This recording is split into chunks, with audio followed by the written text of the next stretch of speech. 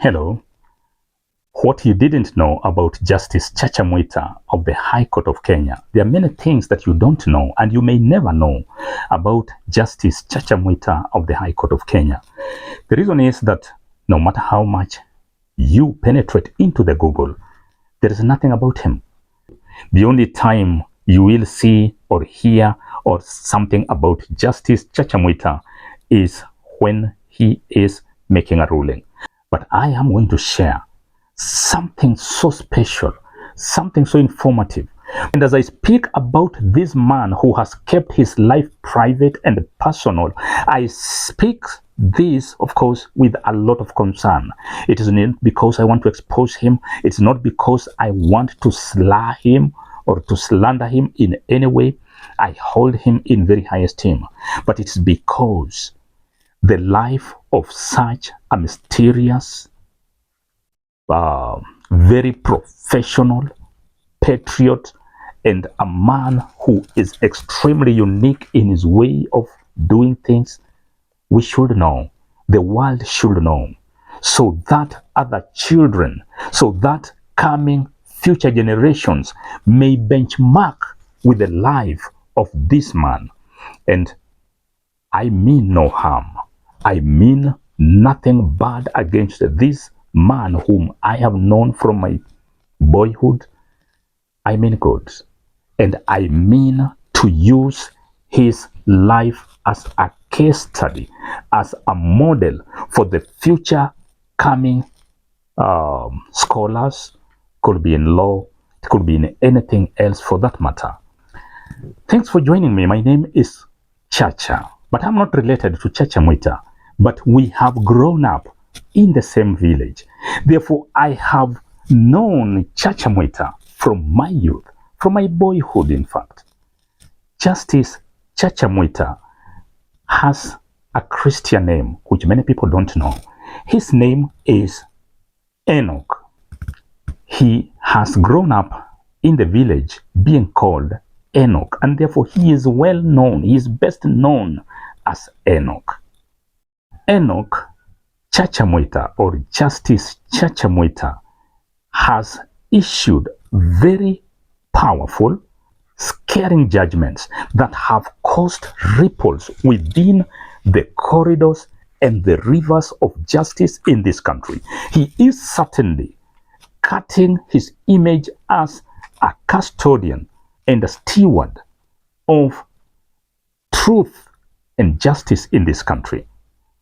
He is exactly what his name signifies. Enoch is a patriarch. We read about Enoch in the book of Genesis, in the Old Testament. And when we read down, we realize that Enoch is the father of Methuselah.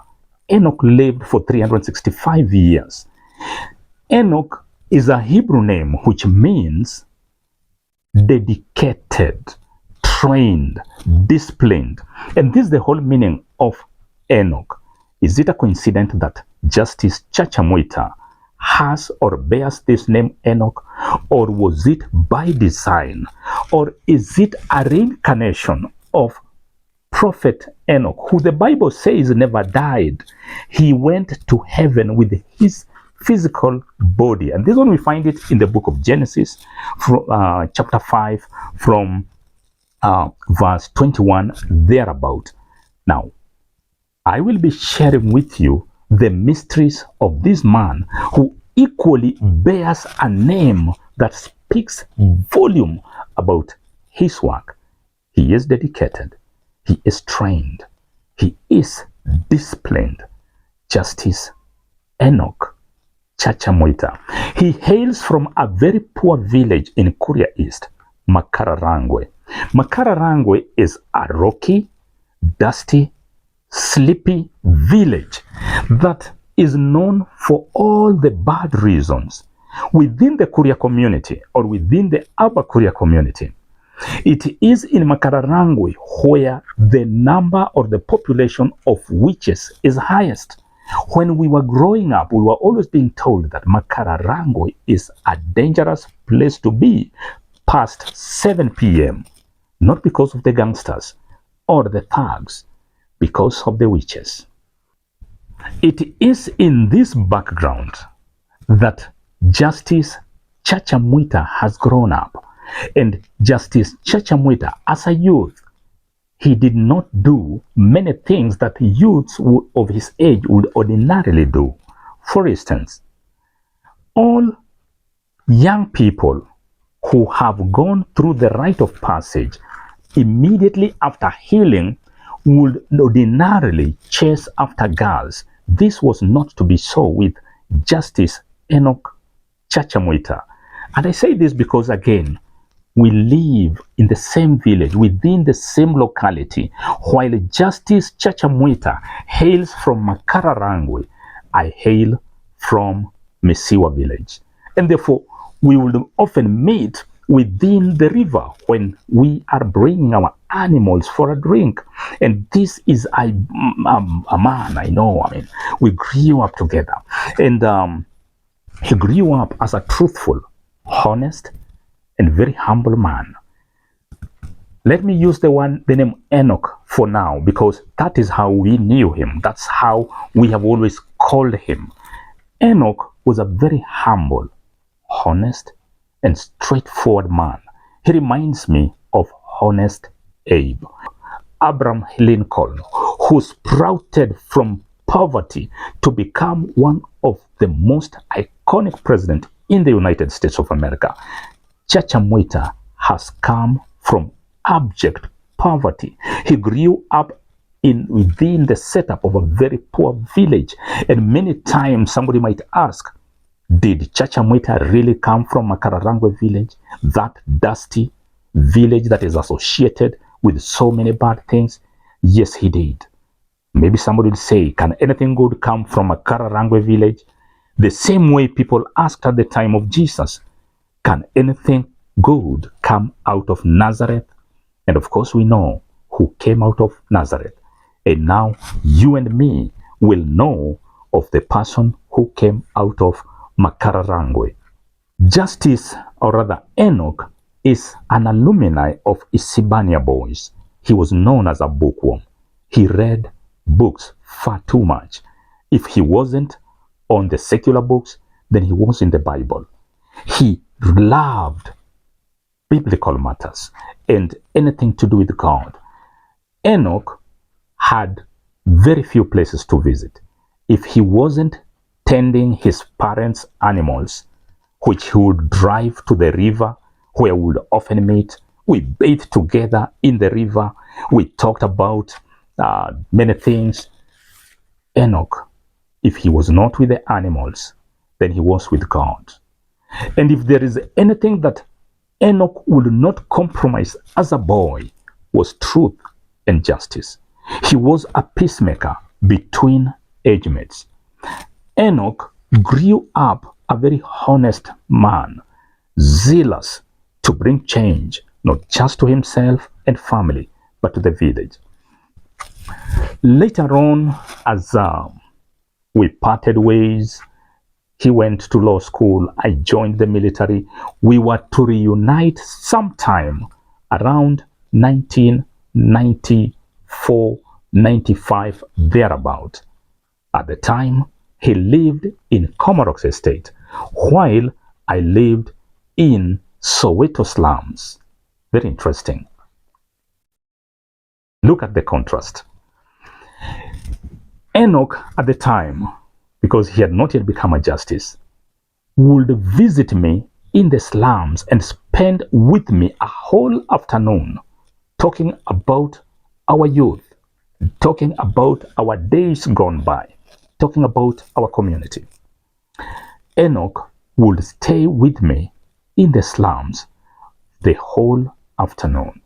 It is a very humbling experience for me to also remember the numerous times when I visited him in his palatial home in Comoros.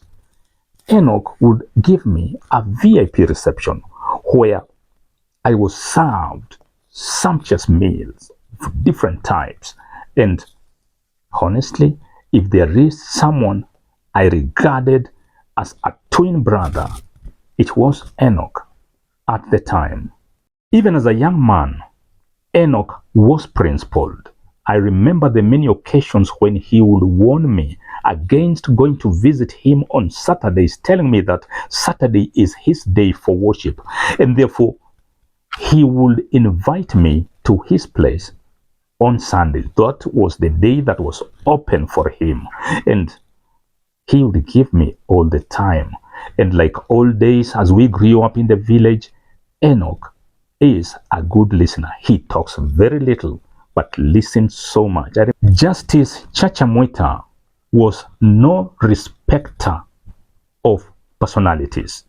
He viewed, or rather respected, people on humanity. Despite the social status difference between us, Enoch embraced me, welcomed me, received me like we were equals. Yet the truth of the matter, of course, was we were planets far apart in terms of social status. Maybe another wonderful experience that I really need to share about this man whom I'm talking about, Justice Chacha Mwita. While we were still young, seeing how well-mannered he is, how humble he was. I remember one time requesting him if he could actually marry my cousin. I really wanted to have a relation. I was scouting for a possible relationship with him. And one thing he asked me is, George, is your cousin an SDA faithful? And I told him, no, my cousin is a Catholic. And he looked at me and smiled and told me, George, already I can see the incompatibility. And in any relationship, compatibility is very important. Looking back to that incident, despite the beauty in my cousin, despite the good manners in my cousin, but Justice Chacha Mwita, even as a young person, was zealous about his faith. And I know in the past we did mention about His Excellency, the former Chief Justice David Maraga, as being a staunch Seventh-day Adventist faithful. When it comes to Justice Chacha Mwita, I don't know what we will say in regard to his faith, because Justice Chacha Mwita has an unbreakable spiritual and social backbone. His spiritual backbone is unbreakable. His social backbone, the heart of humanity in Justice Chacha Mwita, is unbreakable. And therefore, this is the man who has sent fears, shockwaves, and anxiety within the government. And I'm saying this hoping that the government functionaries will get to know that they are not just dealing with another judge. They are dealing with a judge who has another level of instinct, another level of spirit. We might be dealing with the Enoch of the Old Testament. Maybe the Enoch of the Old Testament who went to heaven without dying may have reincarnated in this boy who has grown up within Korea East, within Makararangwe village. And therefore, to those people who view Justice Chacha Mwita differently, this is the man that you didn't know. These are some of the facts that you'll never find them anywhere. Justice Chacha Mwita is not just another man. He is not just another judge, but he is a judge with a distinction. It is now very many years since I last met my village mate, Justice Chacha Mwita, who has acquired a whole new powerful title. And the last time we met is about 10 years ago, and we bumped into each other. And I was trying to wonder and tell him, hey, bro, long time, and how comes we don't communicate? And he told me, Well, George, I know things have really changed, but you are the same cool, old, good friend in my heart. And one funny thing about Justice Chacha Mwita is that either he doesn't have a phone or he doesn't work with a phone, because he will never be found on phone and he will never be reached on any other media. And that is a friend, a brother that I have really kind of lost. And I eagerly await for his retirement so that then he may become the Enoch that I saw from the village. That boy who only listened and who listened so much and talked very little. A boy who rarely exposed how much he knew, yet he knew so much more than all of us. A boy whose major characteristics was one who listens, was one who was compassionate. Justice Chacha Mwita, I can only compare him to Justice Frank Capro of the United States of America. And as I conclude, I cannot help blessing this man. And he has cut an image not as a courier leader, but as a Kenyan, a custodian of the Constitution of the Republic of Kenya. Maybe, just maybe, I hope he will be safe. I hope he will be safe to live and fight another battle. Justice Chacha Mwita, you are a man of all seasons. You remind me of a film that I watched way back in the 1980s called A Man of All Seasons by Thomas More. Maybe you are our Thomas More, the Thomas More of our time.